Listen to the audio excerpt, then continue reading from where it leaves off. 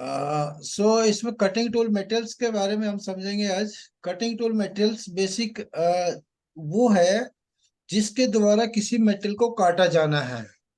Metal दो चीज होती हैं, एक होता है मेटल जो कटना है वो, और एक जिससे काटे जाना वाला वो।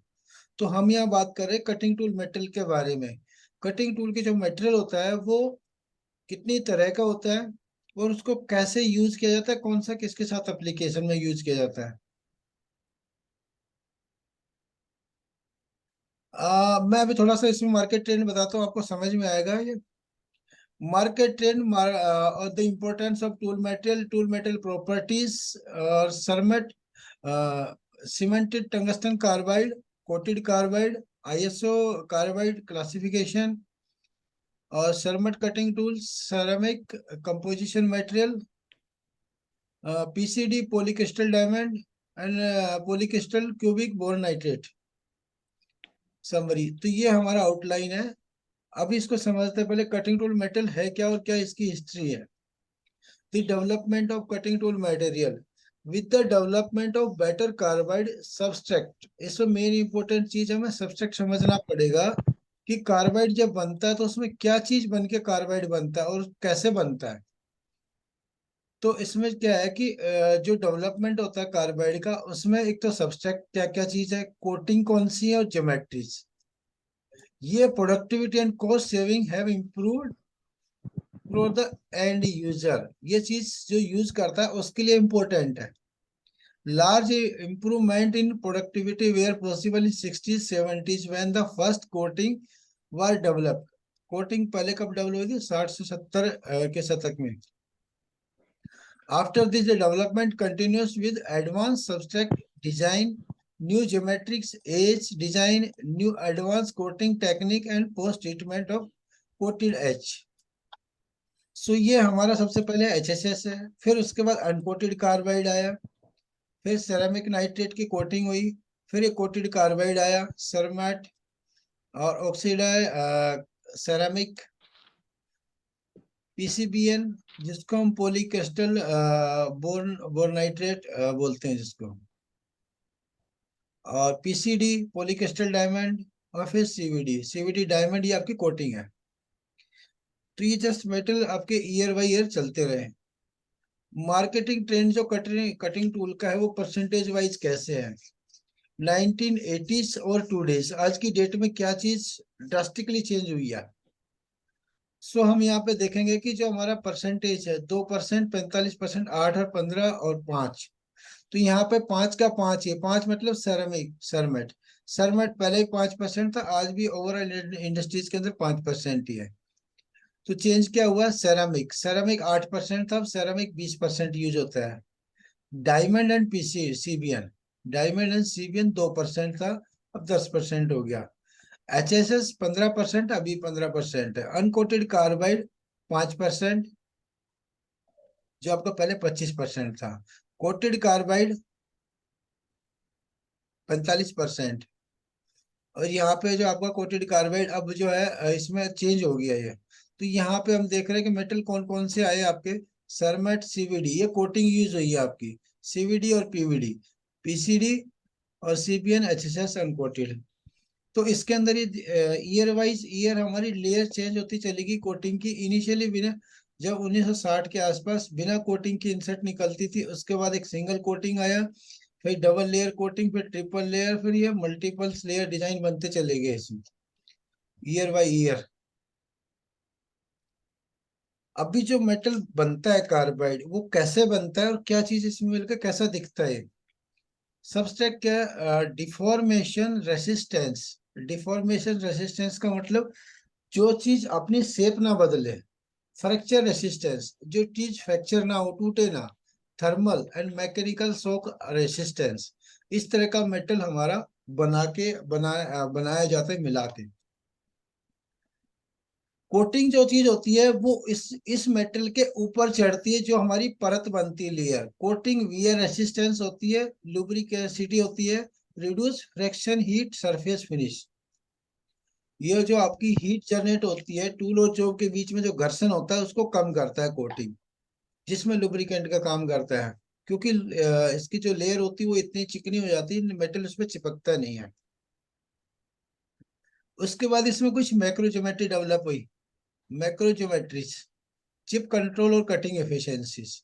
सो उसमें ये जो आपको किनारे पे जो वाल से दिख रही है, ये ऐसे डिजाइन नहीं है, इसका इम्पोर्टेंट है बहुत ज्यादा। तो ये आपको एज में कटिंग एज माइक्रो ज्योमेट्री बोलते हैं इसको। उसके बाद micro geometry edge preparation. Edge preparation आता है जो, वो ड्रिल हो या आपकी कार्बाइड हो या कुछ भी अनकोटेड हो, सब में आपका एज प्रिपरेशन की जरूरत पड़ती है। जहाँ पे शार्प शॉर्प मेटल काटते हैं वहां पे नहीं होती है। इससे आपका क्या हुआ, कटिंग फॉर सरफेस फिनिश का डिफरेंट आया, फर्क आया। कटिंग टूल का अभी कंसिडरेशन, इसमें लोड सबसे ज्यादा कहाँ पड़ता है और हीट कहाँ जनरेट होती है। कोई भी चीज क्या होती है कि जो गर्मी होती है वो घर्षण से होती है। और घर्षण कटिंग जब कट करता है तो कहाँ पे होता है, जहाँ पे टूल और जॉब आपस में रगड़ा खाते हो, और प्रेशर के साथ। जहाँ प्रेशर के साथ ऐसे आपका घिसेगा टूल, टूल के साथ जब चिप्स घिसेगा तो वहां पे हीट जनरेट होगी। तो ये पिक्चर के द्वारा समझ में आता है कि हीट जनरेट कहाँ होती है। तो हीट यहाँ पे जो एज कट कर रहा है यहाँ पे तो 930 डिग्री है। इसके नियर बाय जो थोड़ा सा चलेंगे 1100 डिग्री, ये 1500, ये यहाँ पे 1300 और 700। मतलब आपका इंसर्ट के ऊपर 1300 डिग्री और 700 डिग्री का आपका चेंज होता है। तो सबसे ज्यादा हीट जनरेट कहाँ होती है, जहाँ पे चिप्स मुड़ता है। कोई चीज कटने के बाद जब मुड़ती है टूटने के लिए, तो हम ना कॉमन सेंस की बात है, जब कोई लोहे के तार को हम जब ऐसे ऐसे घुमाएंगे तो गर्म हो जाता है, और गर्म होकर वहां से टूट जाता है। तो वो जो ऐसे हिलाने से जब उसको बेंड करते हैं बार बार, तो वहां से गर्म होता है। वो क्या टेंडेंसी होती है, वो आपकी हीट जनरेट होती है फ्रैक्शन से। फ्रैक्शन मतलब आप कोई चीज बेंड करेंगे, तो चिप्स कैसे टूटता है, जहाँ पे वो चीज चिप्स बेंड होता है, और जब बेंड होगा तो वो चीज वहां से गर्म होगी। इस टर्मिनोलॉजी को देखते हुए यहाँ पे हीट जनरेट ज्यादा होती है। बाकी जगह देखोगे तो आपको 1200 डिग्री से ज्यादा नहीं है, यहाँ पे 1300 डिग्री बनता है। Ideal cutting tool metal should be hard to resistant flank wear and deformation. Metal ऐसा होना चाहिए जो वियर ना हो, घिसे ना जल्दी से, और डिफॉर्म ना हो। डिफॉर्म क्या होता है कि गर्म होके अपनी शेप बदले ना उसकी। Tough to resist bulk breakage. टूटे ना कोई चीज, ज्यादा हार्ड भी नहीं होनी चाहिए, ज्यादा टफ भी नहीं होनी चाहिए। Non reactive with work piece material. ये होता क्या है कि कोई चीज जब गर्म होती है, जो वो टूल के बीच में जब घर्षण होता है तो केमिकल रिएक्शन भी होता है। वो रिएक्शन नहीं करना चाहिए, मेटल ऐसा हो। जब रिएक्शन होगा तो वो हमारी कोटिंग को उखाड़ देगा, मेटल उस पर चिपक जाएगा। Resistance to sudden thermal change. Sudden thermal change क्या होता है, जब आपका जो कटिंग कर रहा है टूल से, तो उस दौरान कई बार टूल जब जॉब से बाहर जाता है तो उसका ठंडा हो जाता है एम्बियंट टेम्परेचर में आने से, और फिर दोबारा से जब कंपाउंड के कांटेक्ट में आता है तो दोबारा हीट हो जाता है। अगर वो बहुत फ्रिक्वेंटली होता है और उस पर कूलेंट भी अगर चलता है, तो ठंडा गर्म की वजह से थर्मल क्रैक आ जाता है। इसलिए मोस्टली मिलिंग के अंदर, हाँ, जो टूल रिकमेंड किया जाता है वो ड्राई चलाया जाता है। आ, फिर उसके बाद आता है chemically stable to resist oxidation and diffusion. Oxidation क्या होता है, कई बार वहां से कुछ चीज केमिकल रिएक्शन की वजह से गड्ढा पड़ जाता है, या वहां पे कुछ चीज डिफॉर्म हो जाती है, डिफ्यूज हो जाता है। तो ये कटिंग टूल के कंसिडरेशन थे जो हमें बनाते थे। Choice of cutting tool metal is very critical. तो ये चीज ध्यान में रख के हमें मेटल सेलेक्ट किया जाता है जॉब के अकॉर्डिंग। अभी जो कार्बाइड बनता है उसमें क्या चीज मिलाई जाती है जिससे वो कार्बाइड बनता है, चाहे वो कार्बाइड आपकी रोड हो, ड्रिल हो, कार्बाइड का कोई भी चीज हो। कार्बाइड जो है आपका जो नेचुरल रिसोर्स है, और ये माइंस से बनता है, माइंस में निकलता है। जैसे हमारा बाकी मेटल्स निकलते हैं, लाइक हमारा कॉपर है, ब्रास है, जो भी मेटल निकलता है, आयरन है। तो ये क्या निकलता है, माइन से निकलता है। उसके बाद इसको प्योरीफाई किया जाता है। प्योरीफाई करने के बाद ये एक पाउडर फॉर्म में जनरेट होता है। तो बेनिफिट ऑफ WC का मतलब होता है टंगस्टन कार्बाइड। अब हम इसको ग्राफ को जब देखेंगे, इसको पिक्चर को बड़ा करके, तो यहाँ पे हम समझ में आएगा WC का मतलब क्या है। WCR improved wear resistance and increase hardness। तो ये तीन चीज मिला के बनता है आपका। W मतलब टंगस्टन, C का मतलब कार्बन, और WC का मतलब टंगस्टन कार्बाइड, और C का मतलब कोबाल्ट। तो इसमें जो आपको ये तीन चीज होती हैं, टंगस्टन, कार्बन और टंगस्टन कार्बाइड, ये तीनों चीज मिला के हार्डनर होता है। एक हार्डनर होता है, एक बाइंडर होता है। जैसे हम एरेलाइट को मिलाते हैं, सेम कॉन्सेप्ट इसका भी काम करता है। एरेलाइट के अंदर जो दो चीज आपस में मिलाते हैं तब वो चीज हार्ड बनती है। सिंगल सिंगल अगर ट्यूब आपने अलग रखी है तो 10 साल तक रखो खराब नहीं होगी, बट दोनों को अगर आपस में मिला दिया तो मिलने के बाद बाउंडिंग हो जाती है। सेम वही कॉन्सेप्ट इसमें भी काम करता है। तो बाइंडर जो होता है वो कोबाल्ट का काम करता है। बट इसमें जो कोबाल्ट जो बाइंडर काम करता है, तो ये कह सकते हैं कि हम जैसे ये चीज गर्म होती है, जैसे ये गर्म होगा, गर्म होने के बाद बाउंडर का काम करता है। जैसे आपने कोई भी एक चीज है, गर्म चीज है, और जो उसके ऊपर अगर आपने कुछ डाली है लिक्विड वगैरह, तो गर्म चीज उसमें बह के अंदर चली जाएगी, सॉलिड चीज ऊपर रखी रहेगी। तो जैसे गर्म होगी उसके अंदर मिक्स हो जाती है। ऐसे ही इसमें बाइंडर क्या करता है, इसमें जब गर्म होके ये आपस के जो कण होते हैं इनको जोड़ने का काम करते हैं। मतलब पाउडर मेट्रोलॉजी को कोई भी चीज मिक्स करके, जैसे हम उसकी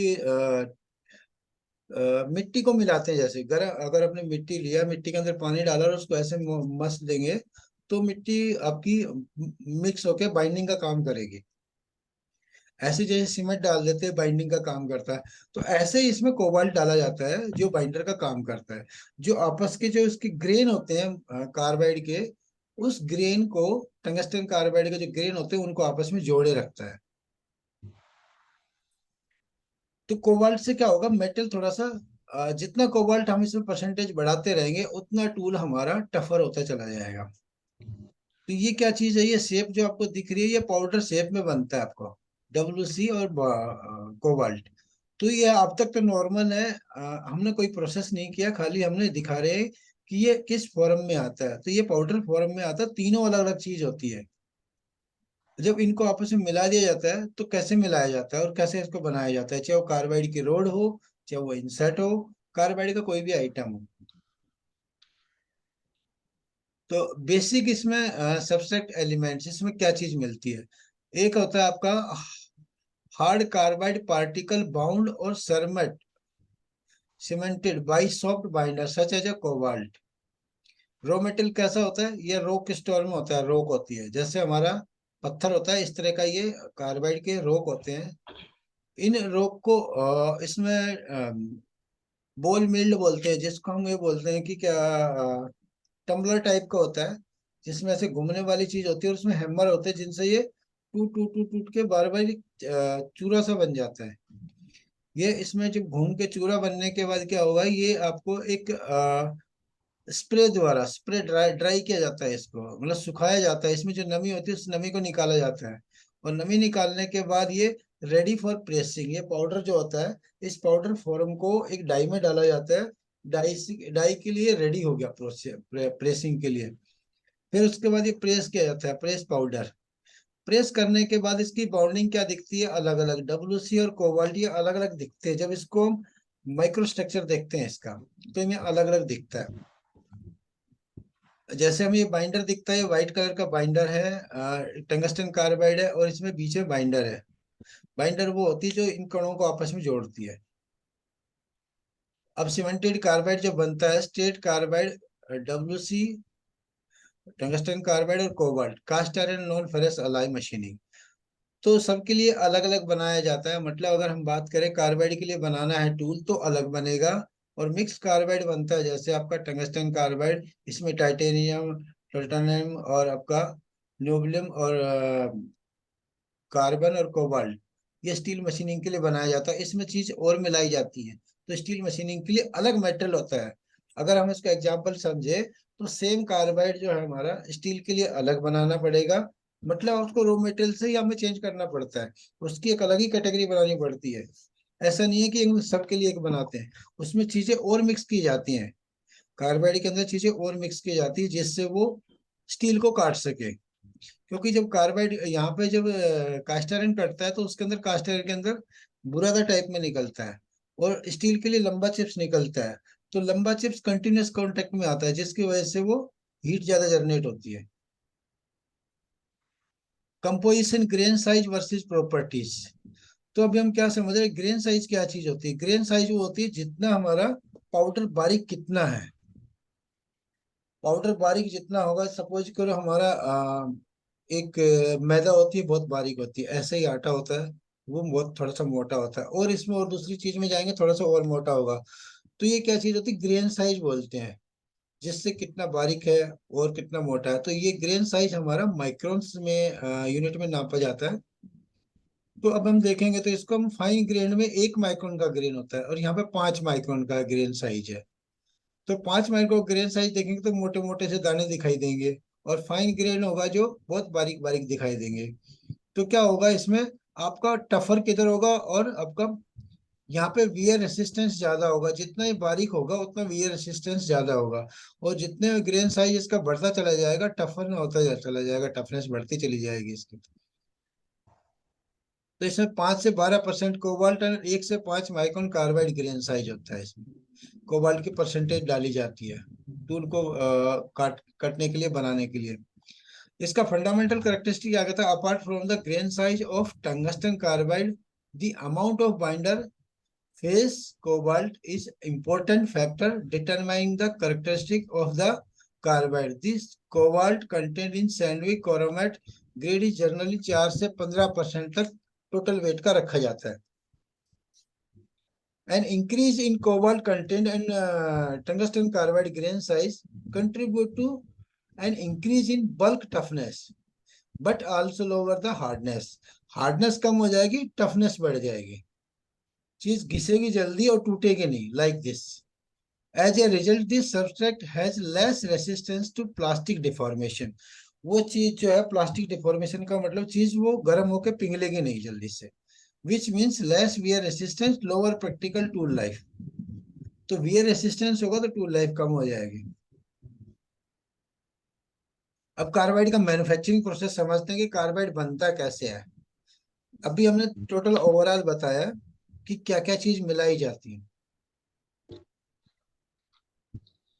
पाउडर प्रोडक्शन कैसे बनता है? There are two main elements of cemented carbide. Insert insert की बात करें या किसी की भी, तो उसमें दो बेसिक जो एलिमेंट्स होते हैं, एक होता है टंगस्टन कार्बाइड और एक होता है cobalt. Other commonly use elements are titanium, tantalum and niobium carbide. Designing different type of powder and different percentage of elements is what make up the different grade. The powder is milled and spray dried, sifted to and poured into container. ये इसका process होता है। कैसे? ये जैसे raw material के ये आपके पाउडर होते हैं डिफरेंट डिफरेंट को, इनको अलग अलग परसेंटेज रेशियो में मिलाया जाता है, और मिला के इसको एक कंटेनर में मिक्स किया जाता है स्प्रे करके। तो ये हमारा सारा मिक्सअप हो जाता है। इसमें टंगस्टन कार्बाइड जो होता है वो 80% होता है, कोबाल्ट 7% होता है, और टाइटेनियम, टंगस्टन और उसके बाद कार्बन, ये 8% होगा। इसमें से आपका निमोनियम और टेंटालियम 5% होगा। तो ये कितना हुआ? 8 7 15 5 20, 80% ये है। तो सबसे ज्यादा टंगस्टन कार्बाइड होता है, बाकी चीजें बाइंडिंग के लिए काम की जाती हैं। ये मिलाने के बाद मिलिंग होती है, सबको मिक्स किया जाता है। मिक्स करने के बाद ये एक स्प्रे में आपको जार में डाला जाता है स्प्रे करके। उसके बाद ये ड्राइंग किया जाता है, सुखाया जाता है, उसके बाद ये कंटेनर में फिल किया जाता है। और ये कंटेनर में फिल होने के बाद ही मूव होता है। मीन्स ये अपने इंडिया में जनरेट नहीं होता, ये बाहर से आता है, चाइना में होता है या जर्मनी में है या ऑस्ट्रिया में है। बाकी जगह बहुत कम है। तो सबसे ज्यादा जो बड़ी माइंस है वो चाइना में ही है। तो ये यहाँ से रॉ मेटेरियल को परचेज किया जाता है, जो भी यहाँ पे इंसर्ट बनाते हैं, ड्रिल बॉडी बनाते हैं तो इंडिया में। बाकी अदरवाइज ये ब्लैंक लेते हैं। तो यहाँ पे क्या होता है कि हमने प्रोसेस बताया आपको कार्बाइड का बनने का। तो यहाँ तक तो था आपका जस्ट एक मतलब प्रेसिंग करने के लिए मेटेरियल रेडी किया है। अब इसके हम इंसर्ट भी बनाएंगे, इसी से ड्रिल की वो बनाएंगे, आपकी रोड बनेगी, और डिफरेंट डिफरेंट चीजें बनती है, आपके वियर पार्ट बनते हैं, वो सब कार्बाइड के जो भी आइटम बनते हैं वो सब ढलाई कर सकते हैं। मतलब आपको ठोक के प्रेस में जिस शेप का डालना हो शेप का डाल सकते हैं। Cemented carbide powder ready for pressing. तो एक तो ये प्रोडक्शन का पार्ट होगा, एक प्रेसिंग का पार्ट होगा। प्रेसिंग समझते हैं। Pressing powder component. The pressing operation consistent of the several piece of tooling. इसमें कौन कौन से टूल मिलाए जाते हैं? जैसे यहाँ पे डाई और पंच है, तो डाई और पंच हाँ चाहिए होता है। जिस शेप की हमें इंसेट बनानी है, जिस शेप का हमें ड्रिल बॉडी बनाना है, कुछ भी बनाना है कार्बाइड का, उस शेप का हमें चाहिए होगा। उसके अंदर होता है टॉप एंड बॉटम पंच होता है, कोरपिन होती है, कैविटी होती है। कोरपिन हमारी होल जो बनता है इंसेट के अंदर वो कोरपिन से बनता है, नहीं कि कोई बाद में कोई होल किया जाता है। जब वो प्रेसिंग होता है तभी होल बन जाता है इसका। दी प्रेसिंग प्रोसीजर क्या होता है? Powder is pure into cavities. यहाँ पे जो दिख रहा है आपको, ये खाली जगह जो मिली, यहाँ पे पाउडर प्योर किया जाता है। उसके बाद top and bottom punch come together. 25 से 50 टन का प्रेशर पे दोनों पंच आते हैं, ऊपर और नीचे से। ये आपका टॉप का पंच है, ये बॉटम का पंच है, दोनों एक साथ आते हैं और ये इंसर्ट की शेप डाल देते हैं। आपको कट सेक्शन दिख रहा है। The insert is pick and place via robot into a graphite tray. तो ये सब मेटल निकाल के ग्रेफाइट की ट्रे पे रख दिया जाता है। जैसे आपको ग्रेफाइट की ट्रे दिख रही है, ये ग्रेफाइट की ट्रे है। और random SPC perform to check the weight. फिर जो इंसेट हमारी जो प्रेस हुई है, इसको हम वेट चेक किया जाता है कि कितने ग्राम की है। उसके बाद ये insert 50% pore at this stage. यहाँ पे क्या होता है, जो इंसर्ट का साइज होता है, अगर कोई इंसर्ट 12 मिलीमीटर की बननी है तो यहाँ पे ये 12 से 24 मिलीमीटर की इंसर्ट बनती है। उसके बाद ये जब गर्म होके बाइंडिंग होती है तब ये साइज श्रिंक होता है इसका। तो श्रिंक होता है तो ये कॉन्स्टेंट होता है, चीज श्रिंक होगा, श्रिंक होकर साइज रिड्यूस होता है। कितना परसेंट तक? 50% तक कम हो सकता है। ये आपकी जो मेटल के ग्रेड होते हैं, जो मेटल कट करना है, उसी के अकॉर्डिंग टूल सिलेक्शन होता है। तो एक मेटल बनाया जाता है पी। पी का मतलब स्टील, PMKNSH बोलते हैं जिसको। पी का मतलब स्टील, एम का मतलब स्टेनलेस स्टील, और के का मतलब कास्ट आयरन, एन का मतलब नॉन फेरस, एस का मतलब सुपर अलॉय या हाई टेम्परेचर अलॉय, एच का मतलब harden metal. Choose the grade class depend on the work piece metal and tool work consideration. तो ये मिक्स दोनों का मैचिंग होना चाहिए कि जो पार्ट का मेटल कौन सा, टूल का मेटल कौन सा होता है। इस ग्रेड से हम समझा जाता है कि मेटल हमारा कौन सा है। P05 है, तो P05 के लिए हमें कौन सी टूल लेना पड़ेगा? 1, 5, 10, 15 ये जो मिले हुए, ये सब इसके ग्रेड बनते हैं। यहाँ पे वीए रेसिस्टेंस, यहाँ पे घिसता कम है बट यहाँ पे टूटता कम है, दोनों सब जगह अलग अलग केस होता है। तो इसका बीच का जो भी मेटल होता है उसके अकॉर्डिंग हमें ग्रेड सेलेक्ट करना होता है। अब आता है हार्डनेस। हार्डनेस क्या चीज होती है? जो हमने बनाया है इसकी हार्डनेस कैसे चेक होती है? Determine resistance to abrasive wear. Hardness से क्या होता है कि जो हमारी एब्रेसिवनेस होती है, मीन्स जैसे कोई पाउडर इनसेट जब कट करता है उस दौरान कोई चीज घिसे ना, इसलिए उसमें हार्डनेस बनाई जाती है।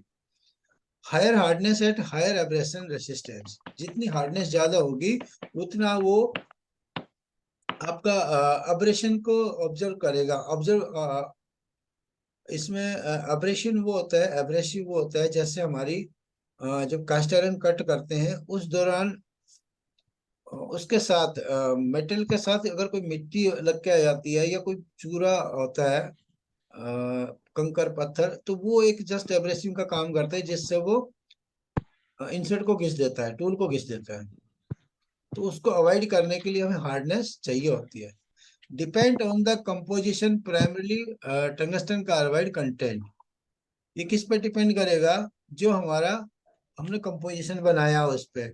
माइक्रो स्ट्रक्चर पे डिपेंड करेगा, जो टंगस्टन कार्बाइड का ग्रेन साइज क्या है। और मेजर किससे किया जाता है? रोकवेल, ब्रेनल और Vickers and Shore hardness method, इनसे ये चेक किया जाता है। तो ये आपका एक इक्विवेलेंट का चार्ट है कि कौन सी हार्डनेस के साथ कौन सी यूनिट का कितना इक्विवेलेंट होता है। ये विकर हार्डनेस जो होती है 1800, 1600, 1500। तो और HRC अलग होती है। HRC जैसे हमारे 82, 80, ये HRC है। ये रोक वाले जिसको एचआरए बोलते हैं, और ये बीएच होता है, बीएच नंबर होता है, ब्रिलन हार्डनेस नंबर, बीएचएन। अब उसके बाद है कंप्रेसिव स्ट्रेंथ चेक की जाती है इंसर्ट की। कंप्रेसिव स्ट्रेंथ आई थिंक मेरे को यहीं स्टॉप करना चाहिए, मैं आपको सवाल ले लेता हूँ, मेरे पास 8 मिनट बचे हैं, इसको मैं कल कवर करूंगा, ज्यादा हो जाएगा।